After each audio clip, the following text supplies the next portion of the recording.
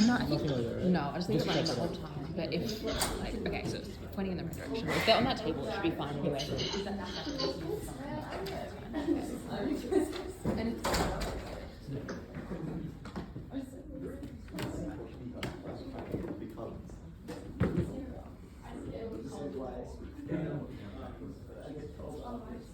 Gus, do you reckon you're warmed up enough? Oh yeah.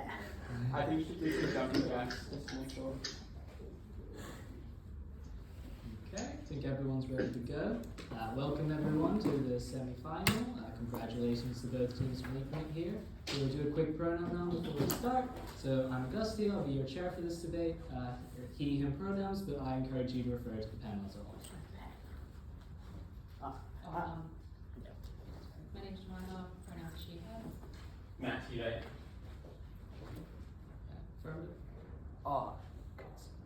I'm first affirmative and reply August, he and him, thanks. Lachie second, he him please.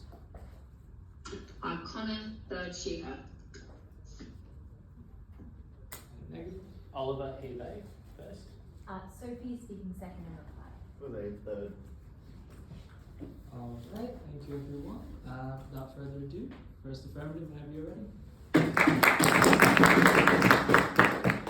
Firstly, on setup, what does the status quo look like? Firstly, the social trust invests in US Treasury Bonds, which are shit because they're low growth.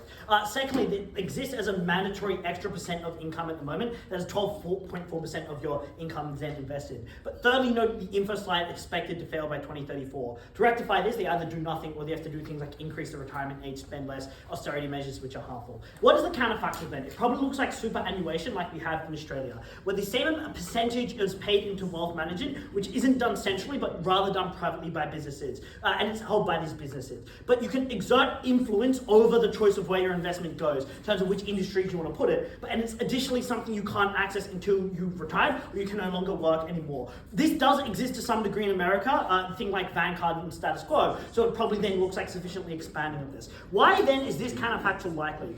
With the absence of social security trust, there's still the desire to pay some form of your income to access retirement pension benefits at the end of the day. And this fulfills the same measure of firstly, it fulfills the same interest groups of people who wanted to have people paying towards their own retirement. This is done via superannuation systems, similar superannuation systems. But secondly, it also encourages the messages of that you should be working towards your own retirement as well. The government shouldn't be supporting this. But this is then just done by decentralized systems which do exist.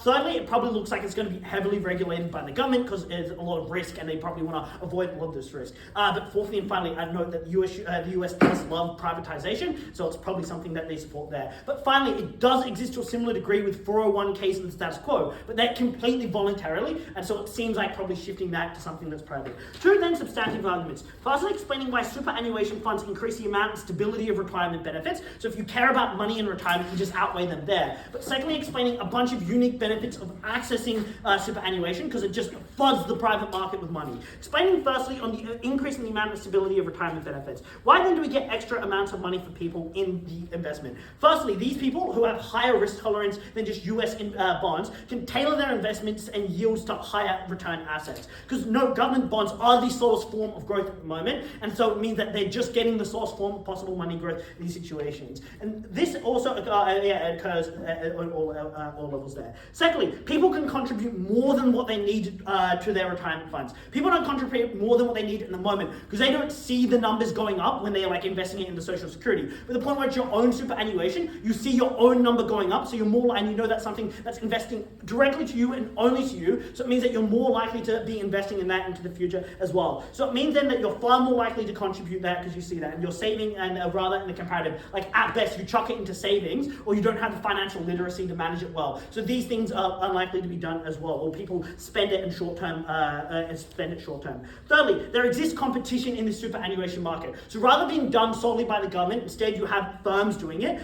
These firms, and they're probably part of the regulation, exist allowing people to easily move the money potentially between firms, allowing people to do that. So these firms want to attract people as much as possible. So there's by far the highest degrees of competition between these, and so they're likely to push themselves and push to earn the most from each other. So they can convince the most people to get in. With more money, they can make more money out of that, which means that they're able to make themselves more money at the end of the day. But fourthly and finally, people are likely to access these forms of superannuation far earlier because they're doing this at 18, versus where this person does not have the financial literacy to understand how to save and everything. What then are the impacts of this and the outcomes of this? Is that we just have more money, and that means, and that's good for these individuals. So firstly, the government is likely to spend far less on retirement welfare because everything that's allocated, and they can allocate the money to literally anything else they're not spending on retirement welfare. For example, they can spend it on direct welfare to people who cannot afford enough their superannuation for whatever reason. Secondly, people are far less likely to fall into poverty when they have more money in their retirement funds, which then means that the government loses a lot of external harms, things like, having to spend less on welfare, less on policing, worrying less about healthcare. Thirdly, people in middle income brackets who get more money can just enjoy themselves more by things going on holiday, being able to access as well.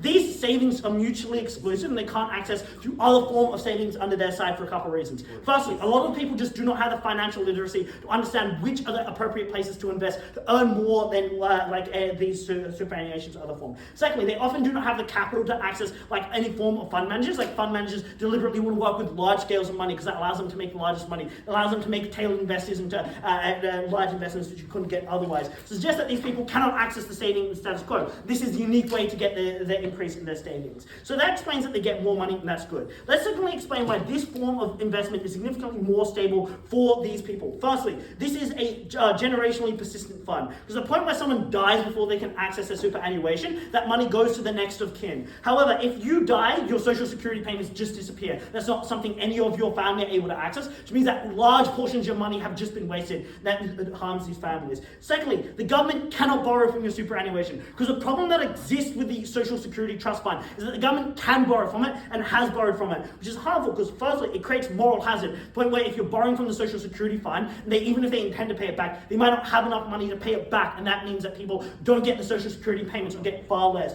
But secondly, you can just invest it for far longer, point where it's important that you get compounding returns. You don't want people taking money out of these funds because then that leads to the diminishing, you can't grow as much. But thirdly, investments on our side are likely to be significantly more diversified, because it's not likely that a market shock can hit every single investment that these firms invest in due to their diversification to make as much money. But with bonds, if people lose faith in the US Treasury, people lose faith in the US government, because there is a dodgy election, or they feel like it might not be able to pay back on all that stuff, and it can fuck over these individuals. So you want to just avoid putting all your eggs in one basket. So we get more money, and people are more likely to have it under our side. That explains then that this form of investment is significantly better. Let's secondly explain why this form of superannuation provides has secondary benefits to the economy. Even if you believe it's identical to the amount which people would get, this provides ancillary benefits to providing a bunch of money to the private sector.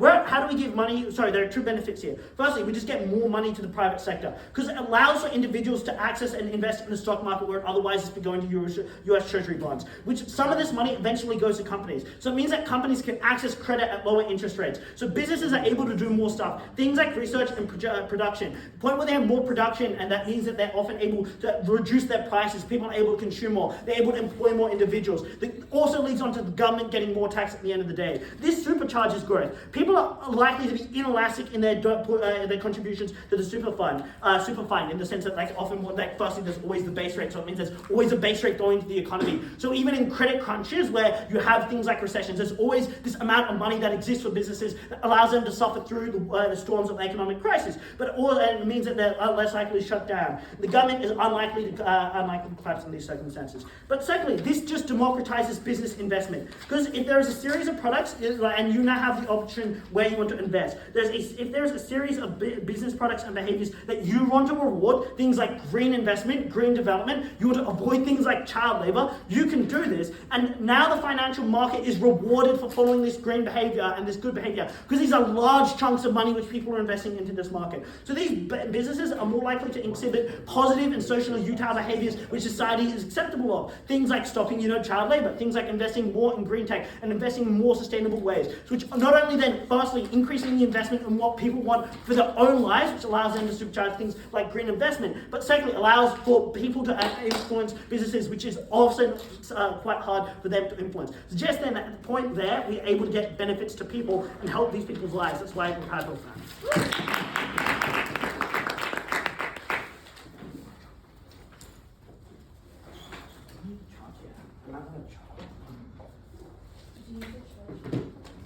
I have a charger. It's a good charge.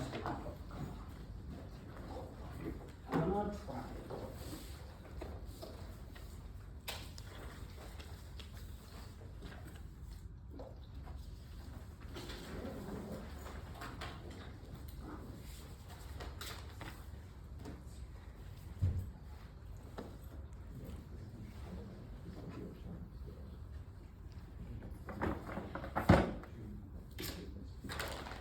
glad they solidified their counterfactual so much. Let's do no take-backs or adaptations of that counterfactual. Because the most important thing to understand is that social services are not the equivalent to a super fund. Social services are the equivalent to a pension. This scheme was developed in 1935 by FDR in response to the Great Depression to enable people to actually have money when they retired or when they otherwise had absolutely no means of surviving. Yes, technically this is a form of welfare, but what we are going to prove to you down the bench is that this is a good and unique thing that is equivalent to the pension, not the superannuation scheme, which already exists in America in the form of a Roth IRA. Secondly, we're going to prove to you that leads to the fact that it is a trust leads to a more durable social services scheme rather than any other way that you could possibly construct this. And finally, we're going to explain to you why any issues this team might point to about a trust can automatically be resolved by the government. So, first argument then, why are social services good? Number one, obviously there are lots of people who are old, a little bit vulnerable, and therefore vulnerable to poverty. These are people who maybe have no income or did not earn a sufficiently large income across the span of their life, which means that even if they get their super fund back in 1935 when they wanted to, it's not actually that beneficial for these people.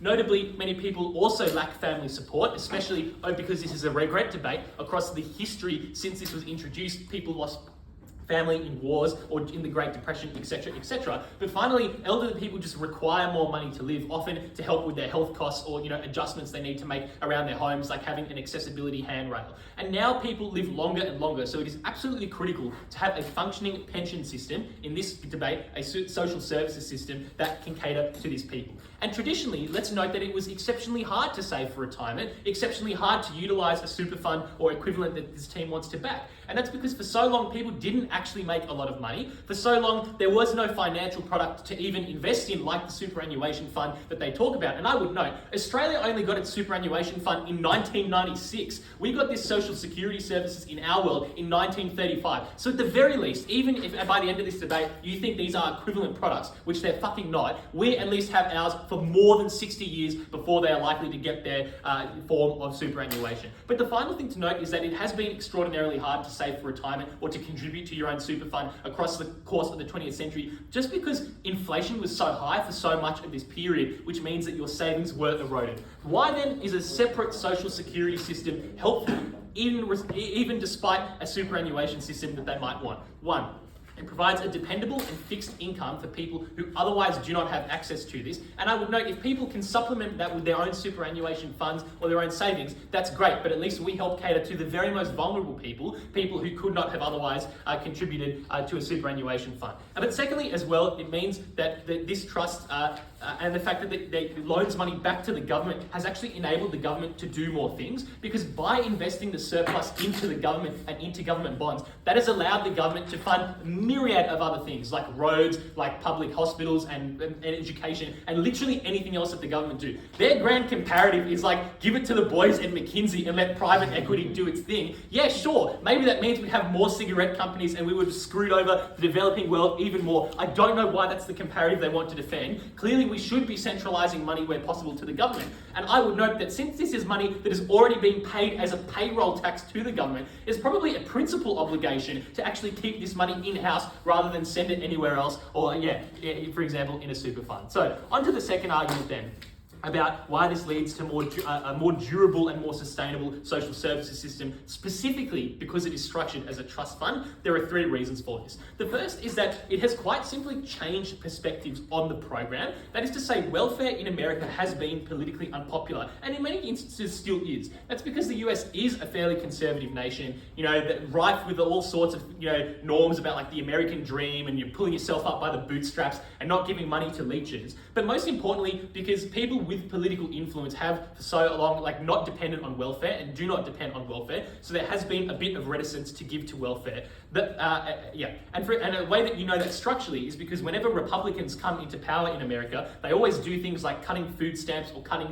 WIC programs, which stands for Women and Infant Children. But this program is uniquely durable because the fact it is structured as a trust sets it up so people don't perceive as welfare. Indeed, they perceive it as, well, I pay into this when I'm working and I get something out of it when I'm retiring. And I'll note that even if that's not strictly true, that is what people believe. And they believe that because that is quite literally how it was marketed by FDR in 1935. That is quite literally the perception that follows. And this is a bit personal, but I follow a number of American financial influencers online, and this is the message that they literally promulgate online, that this is a way of investing in yourself. That is why people perceive it as this. And I will note that the major benefit we get there is because we were able to access this form of Social Security 60 years earlier than this team was able to access theirs. The second reason, though, that this leads to a more durable Social Security is because it is quite simply harder to legislatively change. That is to say, Congress could change a law to, change the amount of Social Security that is paid, or change what percentage of the payroll tax is donated to this, given to this Social Security, trust. But in order to do that, they need to pass the filibuster. They need to have large bipartisan support, and that means having more than 60 seats in the Senate, which is quite hard to do now. But I would note historically that number was 67, so it was even harder to do in the past. Which means that because this is a regret debate, for so long we had locked away this Social Security service and prevented people from changing it, which is a huge benefit that we can claim. In contrast, something like a welfare system that opposition might support is much more easily changed by a reconciliation process within the Treasury, and it's much easier and therefore less durable to change. The final reason then that we get a more durable Social Security service is because there is a reduced financial burden on the taxpayer to maintain it, which makes it more politically palatable and means that it is easier for people to keep doing it. And that is because back from 1935, when this was set up, the input to output ratio was 8-1, which means that 8 people were paying into it for every 1 person that was taking out of this trust fund, simply because the population was younger then. Since we've gone on from them, the output ratio has grown. It's now more like 2-1. But the major benefit is that for so long, because this program has been so durable and has been around since time immemorial, we have a lot of savings already from it, which allow us to continue to pay this into the future.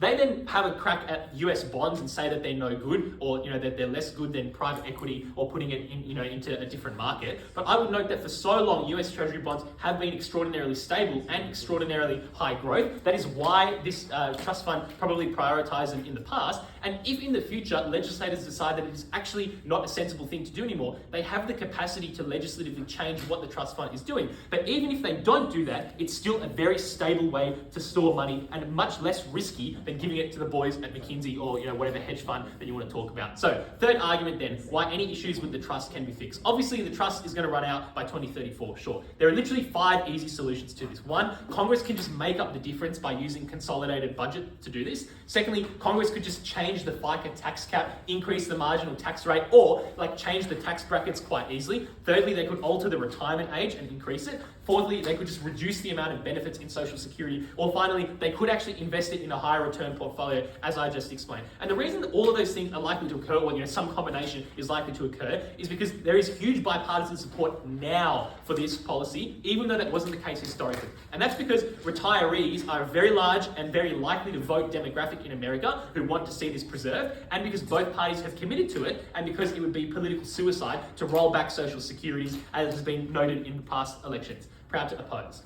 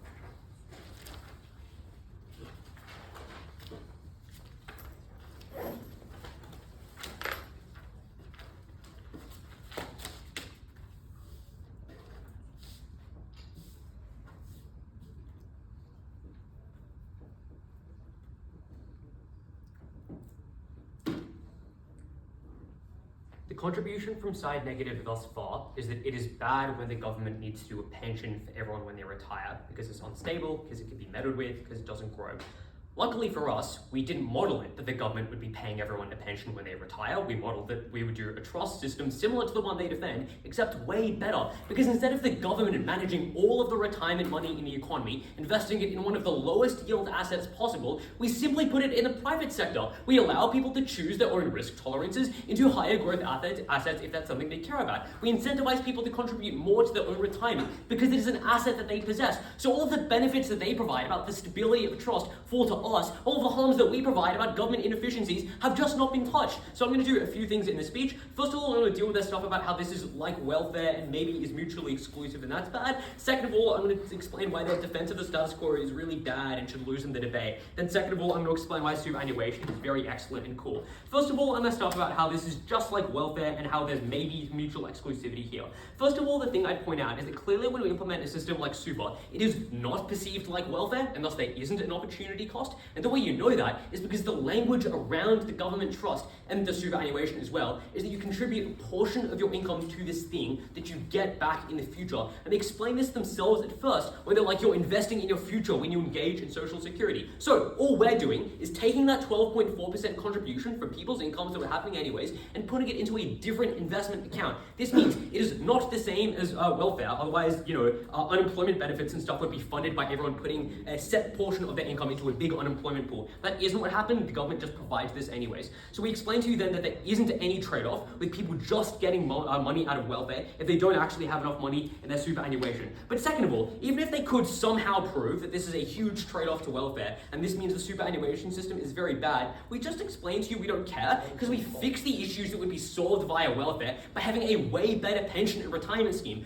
The reason you need retirement welfare is because people don't have enough money saved up. We ensure they do, so we don't need welfare. That explains why it is way better on our side. But finally, we explained to you that the money that we have from welfare on our side of the house is allocated way better. Because right now, the government needs to subsidize a big pool of social security that anyone can draw from, dependent on whether they're very rich or very poor. And that is a very inefficient way of giving out welfare, right? Because you put a bunch of money into a pool and like Jeff Bezos takes some of it out as his retirement fund. That is clearly an inefficient use of government funds. However, when we have the system of both superannuation and also welfare, you can just direct the welfare for people who couldn't save up enough, and this means it's way more efficient and the money is allocated in a way better way. As a result of that is that it just seems unclear that there is any trade-off in welfare. We can have our cake and eat it too. We give people better abilities to invest in high growth options and also support people who didn't earn that much income. But finally, I would contest the size of that stakeholder who couldn't access the benefits from superannuation because people work for like 40 years. And if you just get a little bit of compound interest on that from investing in a decent investment option, you got like $1 bajillion when you retire, so you're kind of sweet and that's all cool. That should delete that first contention in the debate. Second of all, on the counterfact, on the status quo, because info slide very clearly is just like this thing is going under in 2034, and they have a few responses, and they're like, we can just like fix it and stuff, and there's big incentive to do it. But like, first of all, surely like the wise individuals in the US government would have considered this and reached the conclusion they in fact cannot fix it. Otherwise, they would have fixed it by now, because it's, like, realistically, an election is about to happen. It is a huge electoral win to be like, we fix Social Security, and they haven't. And this means they can't do it, right? I think there's a huge shadow of doubt over that negative team's case. But second of all, the ways they suggest just like suck. They're like, we would invest in higher yield options, but this is exposing everyone to higher risk, regardless whether or not they want to opt into it, which no, isn't the same as our counterfactual, because we allow people to just invest in treasury bonds if they're not tolerant of risk, and that explains that it's very bad, because all of superannuation could disappear. They say that maybe we could reduce the amount of payments, but this just means you force people to work for longer and screw over millions of people's retirement plans. Maybe they want to print money and give it to them, but this is hugely inflationary. All of their solutions suck. They would make the economy way worse. I literally think they cannot save this sinking ship. Second of all, we explained to you even if they could, there are a series of structural shortcomings with a system like this, because first of all, the government just gets such low yield on their treasury bonds, and the defense from this is bad, because they're like, treasury bonds are awesome, they're so stable, we love them so much, and it's like, true, but they're incredibly low yield, so people don't actually get a return on their investment in saving. And if it was in fact good that the government could invest in treasury bonds, the private sector could also do this, because they're like, this would only go to consulting firms. But like, why? Like, obviously people would diversify this in a very good and intelligent way. Second of all, we explained to you that the government can just withdraw money from the current social security pool, which can lead to unexpected drops in people not actually receiving retirement pensions. And third of all, we explained to you to not treat it as your own personal asset. So there's no incentive for people to make extra contributions in the way that we incentivize when everyone owns their own superannuation. What this explains is that even if they could fix it, there are a series of structural harms with the government government pension system. As a result, they are going down on this sinking ship. I think they had they had two other responses to this. The first one is that it's bad to do superannuation in an alternative because it's difficult to save stuff. We just explained to you that first, welfare would exist, and second of all, it isn't as hard when you're saving from the time you're 18 onwards because you just compound money up of all. Second of all, they explained that treasury bonds are really good. I've already responded to this. People can allocate the money according to their risk tolerance. Their third defense was it's way harder to meddle with a centralized government system than any private kind of system. But we literally just explained to you that when you legislate a superannuation system, you also make it difficult to meddle with. And the reasons for this is one, the same reasons they explain as to why the social security pool can't be meddled with. And second of all, there's just huge public pressure not to randomly decide the amount of money people can get from their own personal asset. All of this should explain is that the counterfactual, or the status quo they defend, is very bad and very cringe. Why do we then just crush them on superannuation being awesome and cool all the time? We explained to you first of all that this is just a likely counterfactual, and they seem to misunderstand this as being we'd only implement it when Australia did it, because America can only do things that Australia do at the same time Australia do. Those damn Americans. But obviously that's not how this happens. The same systems of wanting people to contribute to their own retirement and ensure that the government didn't have to do a huge amount of welfare that caused FDR to do the retirement plan that they support is the one that would have just caused our system if FDR was blocked from doing that kind of thing, because it appeals to the exact same narratives of bootstraps and investing in your future and getting a yield without any level of government intervention. I truly don't know why you wouldn't just have the inception of this policy at the exact same time as the one that they defend. But second of all, even if for some reason America could only do this when Australia did, we still support it because their system is about to fail. It is about to go under. We explained to you ours isn't, and because future is very long and time reaches very far, you should just defend the thing that reaches into the future, because there are more years in the future than in the past, I think, and that's good. This then explains that superannuation is the likely alternative. It doesn't happen in any strange, twisted way that they conceive of this debate happening. We then explained a series of benefits to why superannuation is better, because first of all, people are incentivized to contribute to their own retirement because it is their own assets. Because people can do things like decide the growth level that they tolerate within their own superannuation, because they can do high risk things if they have a higher tolerance for risk. We explained to you that this is good for the business sector because there's way better access to capital at low interest rates, especially in times of economic crunch. The only response to this is just the government really needs money. This is the only way they can get it. But first, this is a bad way of the government getting money because you're taking money out of people's retirement. Second of all, the US government has so much debt. Do you really believe that they're financing all of their spending with an exact amount of loans, with an exact amount of pools of money? Obviously not, they're just taking out debt. But additionally, it's not like the US Treasury is strapped for buyers of bonds. Bonds are good for long-term businesses that would like to earn a steady income into the future. So businesses and foreign banks buy treasury bonds anyways. The US economy is a stable one, so there is just unlimited supply to US dollars. I'm unclear why this is the tipping point. We allow people to have control over their money. We allow them to tailor their risk tolerances and ensure that they can invest in things that they think beneficial. We fix retirement. They have to stand behind a sinking ship. Arf is going to win this debate.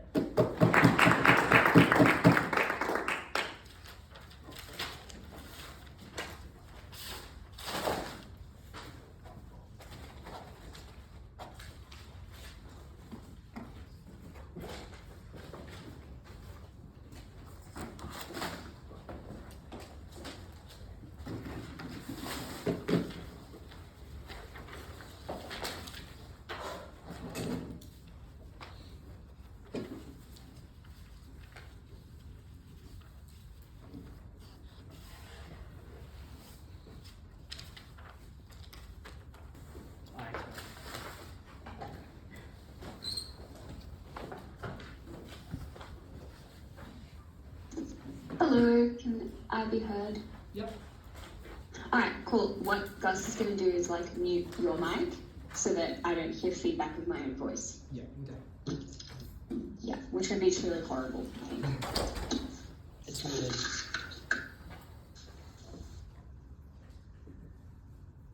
The problem with this team is that in their naivete, they're trying to stop an avalanche with a snow shovel. The problems with Social Security were set in motion upon its inception.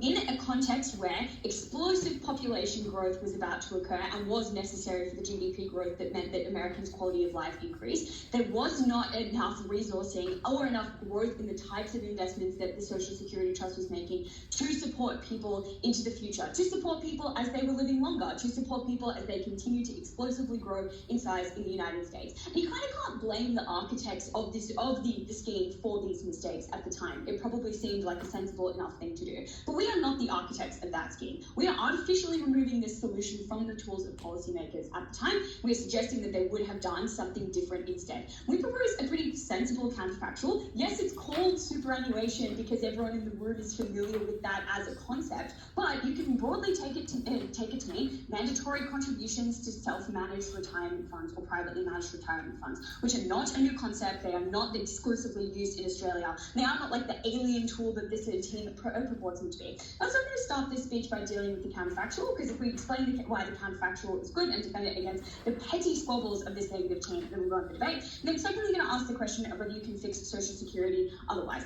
All right, on the counterfactual, the first thing that this team does is have a big old wank about how the retrospective actually goes as far back as the Great Depression, as though they're the only ones who know about US history. What are their claims? Their first claim is that, but it was set up by FDR in ye olden times, and that means that it wouldn't have been effective for a long period of time. The first observation I make here is, yes, and it was set up a long time ago, and it's taken different forms and has, for instance, levied different percentage amounts of people's income and has been supplemented over time. So again, the idea of a mandatory contribution to a retirement fund that is either self or privately managed is not new, and that would have been fine. Secondly, private funds can make a variety of investments based on what's available to them at the time. So yeah, fine, maybe you're not investing in a super ethical green exchange traded funds in 1940 as you would be in 2020, but that doesn't mean that you can't, for instance, levy a variety of investments to form the composition of this fund in a sensible way based on what's available to you at the time. A very silly contention. Third, the observation I make is that many of the economic problems of the 20th century, including the one they identified, were exacerbated to enormous and devastating degrees by dramatic shocks to credit availability in the private sector, which is why the arguments that we give to you at Lachie and at Gus are so powerful about the availability of liquidity in and restoring confidence in the private sector in those particular contexts. So the second claim they make is but it's really hard to touch and it's really, really enduring. Do you know what's even harder to touch than the Senate majority in the United States? Fucking private property, which is what this would be, right? Yes, sure, it's a government policy that mandates that you have a particular minimum amount that is taken out of your paycheck, but it is yours. It is yours, and at that point, you cannot just be taken away from you on your death or by any other means in that respect. And secondly, we just explained that this would be very successful. Part of the reason that Social Security was enjoyed is because it was successful for a number of years, and was honestly the only thing available. They want to talk about, say, a single superannuation fund enacting a monopoly. The United States government enacts a monopoly on mandatory retirement contributions in the United States without competition and without challenge, which is why it has continued to operate in relatively inefficient ways in that respect. So I think this is likely to be just as enduring, partly because it will be successful, partly because we entrench it with the same protections afforded to other types of private financial property. Their third claim is that, this is not just to say this is a retirement fund or superannuation fund. This provides for low-income people as well in the form of welfare. The first observation I'd make here is that there are other conceivable forms of doing welfare beyond Social Security that do exist in the United States as well. And especially for most of the history of the debate that this team wants to bring up, welfare was not the contentious issue that we think of it today. That is largely a post-1980s phenomenon. So if they really want to talk about unemployment benefits being cut or other kinds of welfare being disability welfare being cut, there are conceivable other forms to do this, and they were mostly fine, even when they were a bit politicized and a bit imperfect. Their second claim is that the second thing that they try to say here is we need to prove that there would actually be an aged pension instead of what they think is going to happen, which is no welfare. Please pull your head out of the sand for a second. Impoverished old people are heinously expensive. They burden medical systems, they burden economic systems, they garnish the wages of their relatives. They are a political haphazard, which explains why countries like Australia and countries the world over, where they do not have some other acceptable form to catch the broadest spectrum of, say, retirees, some who do not have very much money, they do supplement it with an aged pension as well.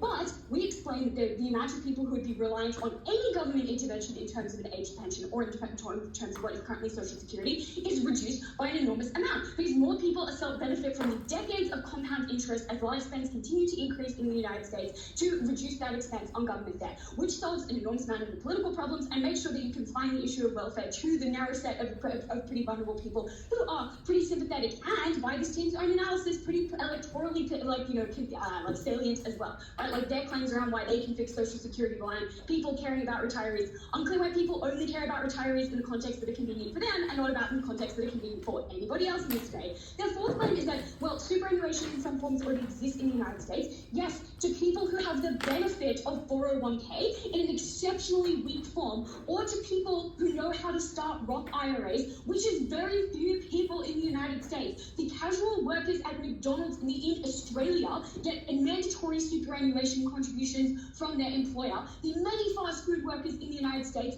do not, and they get nothing. They do, and in the event that this team gets their way, the fixes are applied to Social Security. It's unclear that they will ever get anything, which is why this system was so much better. Let's secondly move to the question of can you fix Social Security otherwise? What are the problems with Social Security? There are largely two of them that we address. The first is that it needs to be far more productive as an investment in order to account for people who are living longer and the enormous population growth within the United States. So, like the same ratios this team wants to talk about of the 2 to 1 is not sufficient anymore because people will be on it for much longer. So it probably does need to be more productive in that respect. Second is that the government borrows from it, and no, not in terms of like the government gets financed by this because people buy treasury bonds. So explain that's kind of symmetric. What like US Treasury Bonds are it's fine to buy as an investment for lots of types of investors, though they are unsuitable for this purpose. Is that the government dips into the Social Security Fund and then doesn't pay it back and writes IOUs. There are outstanding loans from the Social Security Fund, which is part of why it is being financially mismanaged. They then say we can fix Social Security by proposing 5 things that are fucking insane. They say in Congress they can make it up when they are more politically divided than ever. They say they can raise taxes on high income earners who are enormously politically engaged and incredibly antagonistic to having income tax increases. They say they can raise the retirement age, which would be incredibly unpopular. They can reduce the benefits, which would be incredibly unpopular. Or that they can alternatively invest, which would be incredibly risky, as we explained at Lachie. And there are 2 problems with this line of analysis. The first is that they claim they can fix it because it's politically salient to care for retirees, but all of their fixes make Social Security worse for retirees, which goes actually a long way to explaining why there is such a political stalemate around fixing Social Security. Kind of like when you tried to fix retirement funds in France and people rioted, is because you were only able to fix it financially, ways that made it worse for people who were expecting those benefits. And second, they claim that they could fix it for 2034, but this is a problem with compound interest, so you cannot make up that shortfall in a very short period of time. You could potentially have 4 more years of a Trump presidency, and the closer you get to that urgent date when things run out of money, the more fucked up and drastic things you're likely to do to try and fix that problem, like implementing austerity, like dramatically cutting people's payments or dramatically reducing the retirement age. Allowing for competition in a market was pretty good returning investments to people was the best way to make sure that they had a nest egg for the future. I'm incredibly proud of that.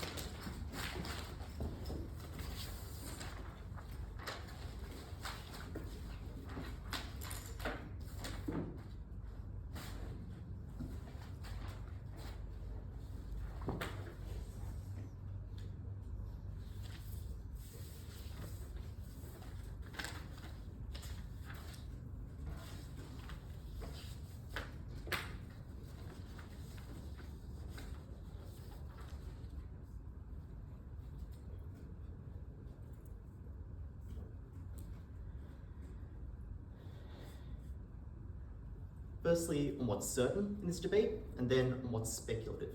Let's start with what's certain, which is the program of Social Security that has lasted for 89 years. And we point out that historically it's done a lot of good. It's eliminated in the United States the scourge of elder poverty, which was a huge problem in the years before, for reasons we give you at first. The fact that elderly people tend not to earn an income because they often cannot work, because they tend to have high expenses, because they're often sick and or need assistance, because they have limited family support in many instances, because people are continuing to live for longer and longer than ever before, and they need some way to sustain themselves in those years.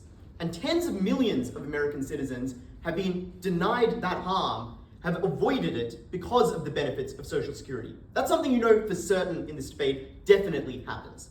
The second thing you know for certain is that Social Security will continue perpetually, for reasons that we explained again at first and that receive only limited response. The first claim we get is at second affirmative, when we hear, the trust is exhausting, therefore there is no possible solution and your program couldn't possibly be fixed. We provide a very easy fix. The reason that the trust is depleting is traditionally income was greater than expenses, so we built up savings and the program was sustainable. Then expenses exceeded income, which meant we drew down on savings. We will run out of those savings in 2034, at which point we will now be spending more than we earn, which means either we need to increase the income into the trust or reduce the spending into the trust. We provide 5 mechanisms of doing so. It's very unclear why that doesn't address the problem. This is pretty basic maths. Seems like that could be done quite easily. The second contention they give is, if it's so easy, why didn't we already do it? The answer to that is again simple. All of those fixes would be unpopular. People, for example, wouldn't want to pay more taxes or receive less benefits or any of the other things. But importantly, it's much less unpopular than the comparative, which is like the Social Security program implodes, which obviously would be extremely unpopular. And again, that's analysis we provide you at first negative. The fact that older voters would get screwed over because they receive Social Security, the fact that they're the largest demographic, because as you know, the baby boomers are the largest demographic, they're now primarily retired, and because they have the highest political turnout and therefore importance in the United States, because they have more time to vote, because they tend to be more politically active, because they have more money, which allows them to engage in those things, and because they have more at stake, because, i.e., they don't want to lose Social Security, which is why it'd be political suicide for anyone to allow this program to just blow up or explode, which is why it will easily be resolved. We additionally give you tons of uncontested analysis about how both parties have committed politically to resolving this, and will do so at the last possible second, because there's no point in biting the bullet beforehand, but it absolutely will be fixed. So, on our side, you just know for certain that this will occur, and their final Hail Mary is to say, but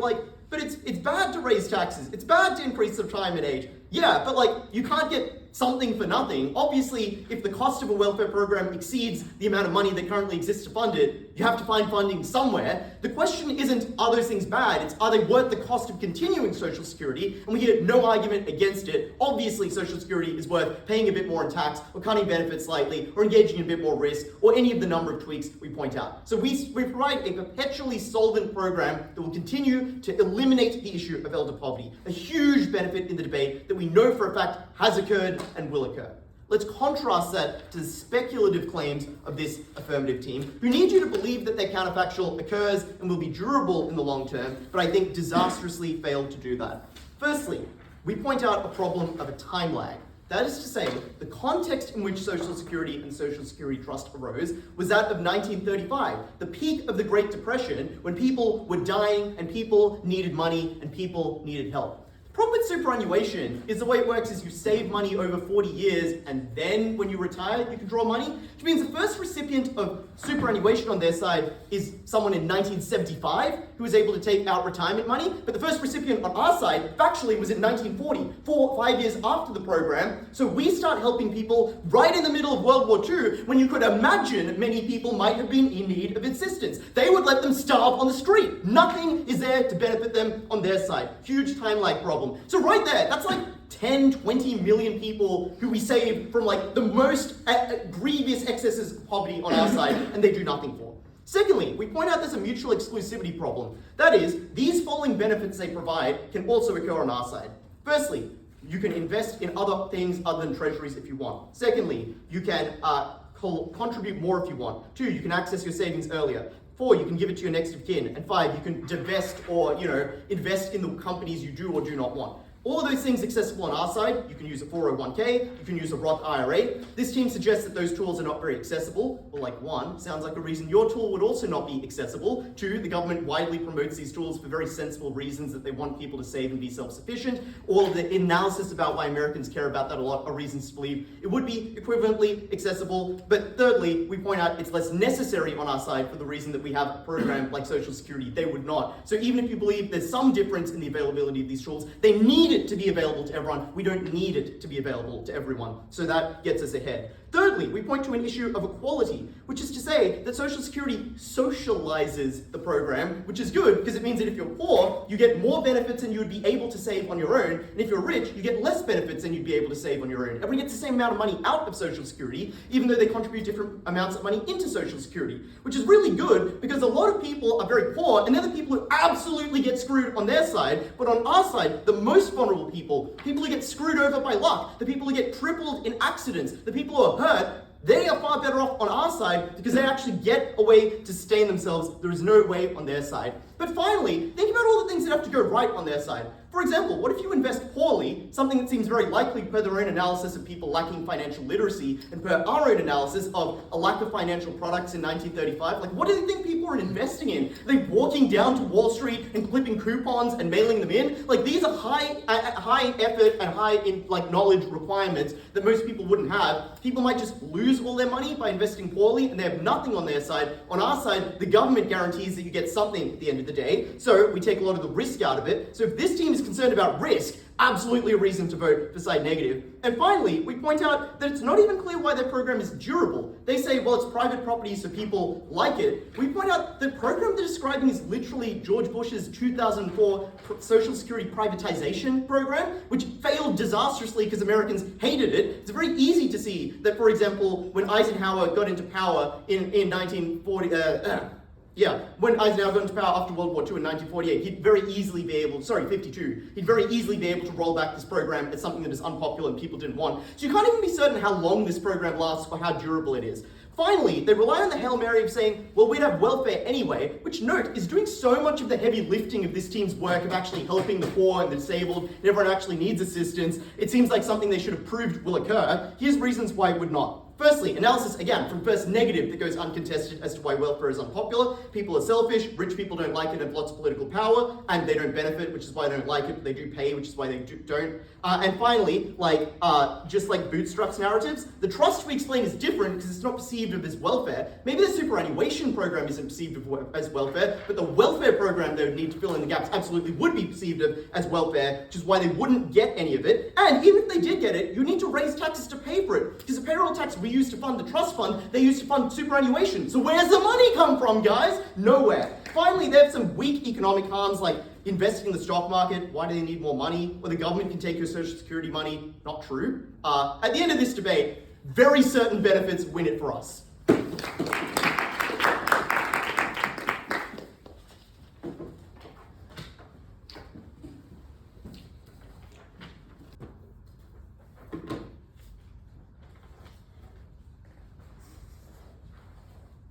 The justification you need to give negative this debate is a question of scale.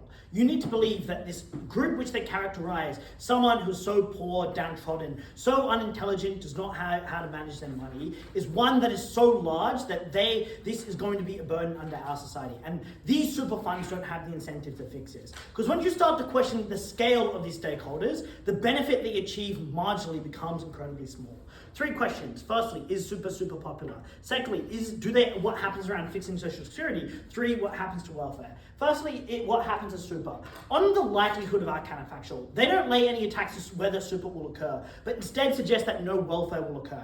And the problem that they levy is, well, in 1940 then, you can't help people who are poor. However, their own analysis about how the US government is smart now and will fix these issues in 2034 can be leveraged against them in 1940. The US government was equally smart back then. It's unclear why they don't fix these issues in alternative ways. This is the problem of this negative team, is that they try to suggest that the US government is unable to do this. Because we explain that the desire for welfare and the kind of like conservatism is only one that's recently popped up at Third Affirmative. And so it suggests that people still had the same idea to want to help people in these scenarios. And it's unpopular for the government to leave these people behind. So what's the outcome you should believe then under the counterfactual of super? You should believe that super is more competitive. They do not rebut this. That super can make people more money. They do not rebut this. That super invests more money into the economy because it's not trapped up in US Treasury bonds. They do not rebut this. And this activates all the benefits we explain. It explains that individually everyone can earn more money because they're making higher yields on their investment. So if you think that old people who are poor are costs on the system, like they want to characterize down the bench, we fix that problem.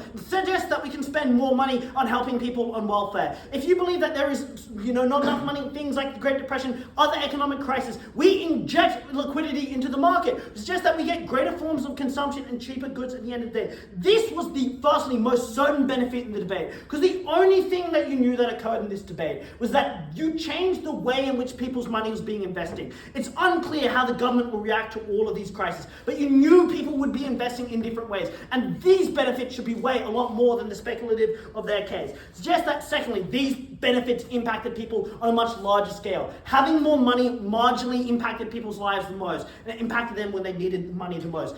Their attacks that they levy on this is that they suggest there's a time lag, but of course they don't compare the comparative, where there's a time lag for Social Security as well. Suggest that that is equivalent. But they suggest secondly that people invest poorly, but ignore the analysis that we provide down the bench that superannuations have incentives in order to make sure people are investing well. Suggest that super is invested well when people have money. But secondly, to believe that, to suggest that all these benefits speculative. So we do get more money with super. Let's talk about fixing Social Security. And the framing that we give is that we avoid this problem. And so we get benefits by avoiding their harms, because Lachie explains and Connor explains why every single one of their solutions harms the average American. More tax harms the average American. Increasing the retirement age was depressing on people's lives. And we avoided that at the point at which we had superannuation. So if you cared about certainty, we certainly avoided those harms. And again, we can weigh that over the uncertainty, whether they actually help people, whether we wouldn't be helping people under our side, because of course the government wants to help the most downtrodden. Final question on what happens to welfare, because the core benefit you need to award negative this debate is that Social Security provides to others, but the weighing to this is that who they're providing to is a very small group of people. It's unclear why these people who are disabled, who cannot work, people who work for marginal ports of the kind, aren't able to be supplied by the government with the extra amounts of money that they have, other welfare schemes that they have. They never explain why this group of people is such a burden on the government that it's not something that they can fix otherwise. And this is the problem which they face, because this suggests then that they are unable to achieve these, that this harm doesn't exist, or does not exist to the scale which they suggest. So at that point, you should weigh that people get more money and that the economy is helped. So proud to have done. Alright, I thank everyone for that debate. I encourage both teams to cross